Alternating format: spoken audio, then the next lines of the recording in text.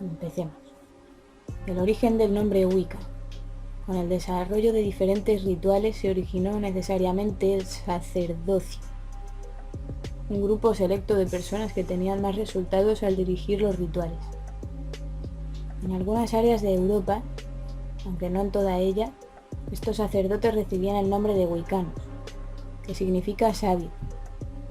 De hecho, en la antigüedad, los jefes o reyes de los clanes jamás tomaban una decisión importante sin antes consultar con el Wiccan, o el Consejo de los Sabios. Ellos no solo dirigían los rituales, sino también conocían la herbología, magia y adivinación, así como también la medicina y las leyes. Para las personas de esa época, los Wiccan eran los únicos medios entre los dioses y ellos. En los grandes festivales ellos se convertían en casi dioses, y eran tratados como tales. Aparición del cristianismo. Con la aparición del cristianismo no existió una conversión masiva, como muchas veces es sugerido. El cristianismo era una religión hecha por el hombre que no evolucionó a través de los siglos como vimos con la antigua religión. Muchas regiones fueron etiquetadas como cristianas por el simple hecho de que sus regentes eran cristianos, y en la mayoría de los casos solo por conveniencia, no por convicción, ni mucho menos por conversión.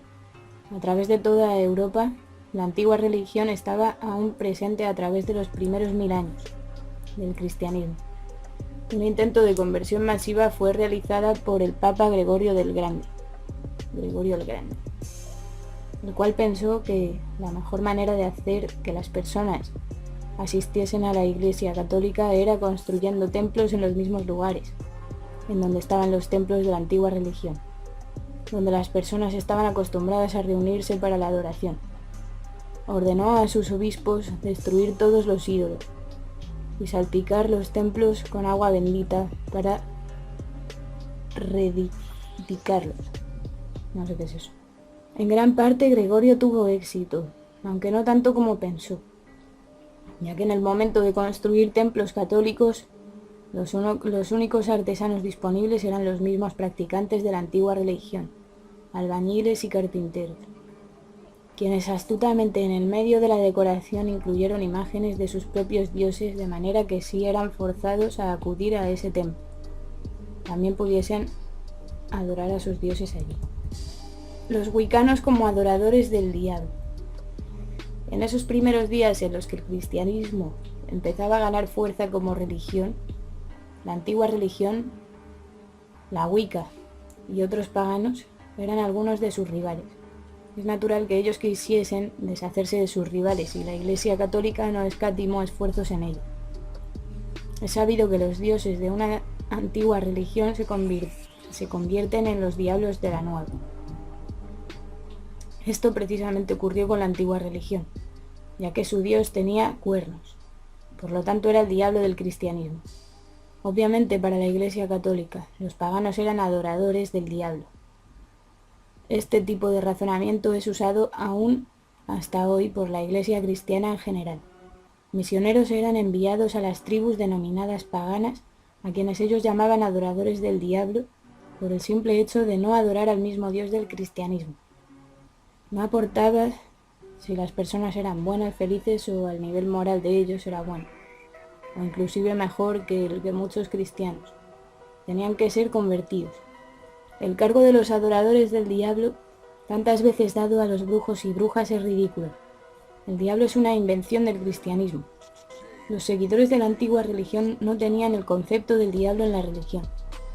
La tendencia a dividir el poder en bueno y malo es característico de civilizaciones avanzadas y complejas.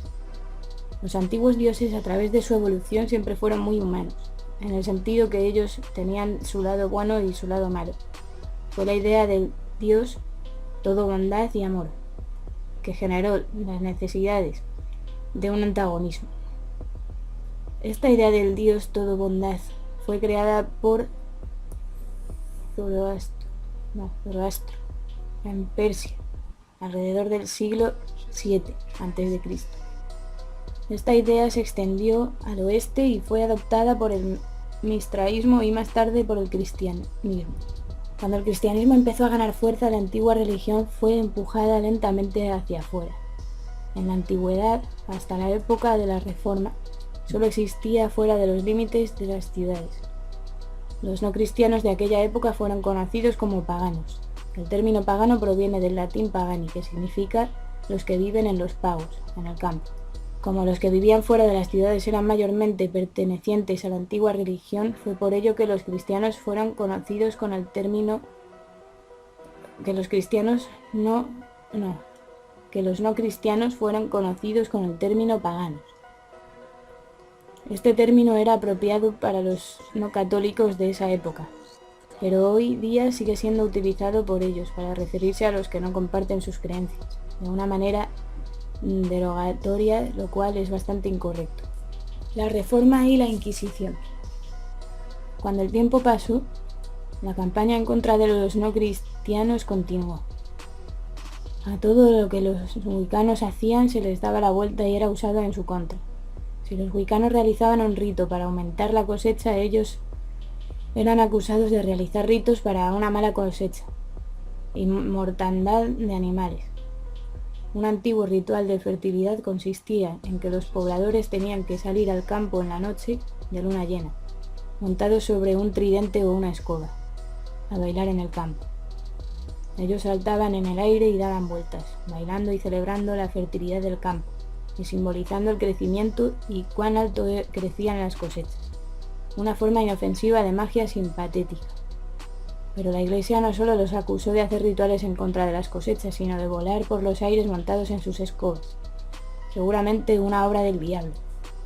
En 1484, el Papa Inocente VIII emitió su bula en contra de las brujas. 2 años más tarde, 2 monjes alemanes, Heinrich Insistoris Kramer y Jacob Sprenger, escribieron el Maleus Maleficarum, o Martillo de las Brujas. En este libro se daban instrucciones específicas para la persecución de los brujos. Sin embargo, cuando este libro fue enviado a la Universidad de Teología de Cologne, los censores máximos de aquella época, la mayoría de los profesores rehusaron a tener algo que ver con el mismo libro. Kramer y Sprenger ignoraron la desaprobación de la facultad, hecho que no fue descubierto hasta 1898. Poco a poco, la histeria creada por Kramer y Sprenger se expandió rápidamente como el fuego, a través de toda Europa, llegando a los lugares menos pensados. Durante casi 300 años los fuegos de la persecución ardieron. Hombres y mujeres se volvían locos. Pueblos enteros donde se sospechaba que vivían 1 o 2 brujos eran sacrificados bajo el grito de «Destruyan a todos, que el Señor reconocerá a los suyos». En 1586, el arzobispo de Treves decidió que los brujos del pueblo habían sido los responsables del severo invierno, por lo cual 120 hombres y mujeres fueron sometidos a tortura para lograr una confesión, por la cual fueron quemados vivos, bajo el cargo de interferir con los elementos. Un ejemplo del tipo de histeria originado por los monjes es el caso de las brujas de Salem, en el cual, de todas las personas que fueron colgadas bajo el cargo de brujería, posiblemente solo 2 eran reales seguidoras de la antigua religión. Todos los demás eran pilares fuertes de la iglesia del lugar. Hasta unas niñas los acusaron de brujos. La época ardiente es conocida como época ardiente, aquella en la que todos los que no creían o abrazaban la religión católica eran quemados vivos o ahorcados. En algunos países no se permitía quemar a nadie, así que los colgaban. Es interesante señalar que en esa época muchas de las personas que murieron ni siquiera eran wiccanos, sino solo personas que no eran queridas en sus pueblos y que por ello eran acusados de brujería. No es menos interesante notar cómo la ignorancia del cristianismo acusó a los brujos de ser adoradores del diablo y de matar niños, cuando en realidad no existe tal práctica entre los wiccanos, ya que no creemos en el diablo y mucho menos podemos derramar sangre, ya que eso va en contra de la carga de la diosa y contra el amor y el respeto de todo lo viviente. Se estima que el total de ejecuciones según la Iglesia Católica, fue de 3.009 millones, según varias fuentes de información paganas. La figura actual, basada en el examen de documentos de juicios y tribunales, estima que el número de archivos perdidos asciende a 200.000. Como era de imaginar, esto es casi igual al valor geométrico de números estimativos. Los jueces no perseguían solamente a mujeres. El balance de género variaba de acuerdo a la localidad. Un 90% de los acusados fueron hombres en Islandia. Cerca de los 80% fueron mujeres en Europa. Sin embargo, sobre el número total de ejecutados, el 75% fueron mujeres. La mayoría de las sentencias de muerte eran dictadas por cortes civiles, no por la Iglesia Católica. Sin embargo, la Iglesia estaba indirectamente involucrada, ya que ella proveía las fuentes teológicas en los casos civiles. Los inquisidores no buscaban solo a brujos, principalmente se interesaban en herejes. Aún así, la Iglesia no es directamente responsable por las muertes dadas por las sentencias civiles, aunque sí era responsable por los arrestos por causa de creencias diferentes a las suyas, por las torturas y ejecución de minorías religiosas en esas cortes. Una costumbre era que si las creencias de alguien diferían de las de la Iglesia Católica, no se le podía dar a esa persona libertad de culto, ya que corrompería al resto del pueblo. La severidad de la persecución no era uniforme en toda Europa. Se concentró primeramente en el este de Francia, Alemania y Suiza. Muchos países se libraron de los tiempos ardientes. La época ardiente y su persecución disminuyó mucho con la llegada de la época de la Iluminación, cuando las personas empezaron a preguntar sobre verdades religiosas sostenidas durante mucho tiempo. Esto forzó a que terminase la ejecución de los brujos en Europa y América. Lo importante de esta época para nosotros, más que los números de cuántos murieron, es que las leyes de Inquisición fueron abolidas. Hoy en día seguimos siendo víctimas de persecuciones por el hecho de que nuestras creencias son diferentes a las de otras religiones. Y aunque no nos queman vivos o nos llevan a la horca, es algo con lo que debemos vivir diariamente, especialmente aquellos que vivimos en países de una alta moralidad cristiana.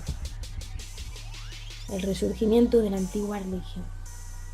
En 1951, en Inglaterra, fueron abolidas las últimas leyes en contra de los brujos. En 1954, Gerald Gardner publicó un libro llamado Witchcraft Today, Brujería Hoy, en el que afirma que las teorías de Murray eran correctas y confiesa estar seguro de ello, ya que él mismo era un brujo.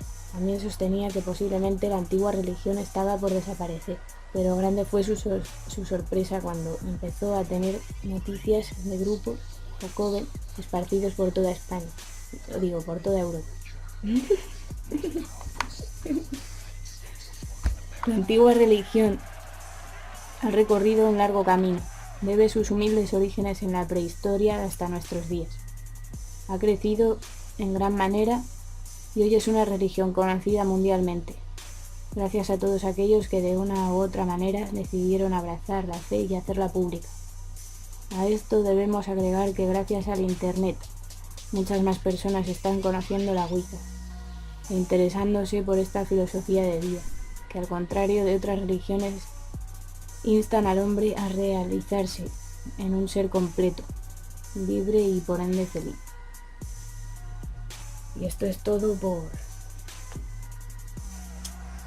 la historia de la Wicca. Para que veas, no es una invención nueva. Es algo oculto del pasado que todavía sigue oculto. Yo lo conozco hace muchos años y sigue igual de oculto que antes. La verdad. Buenos sueños y buena suerte. Dale a like si quieres más vídeos como este.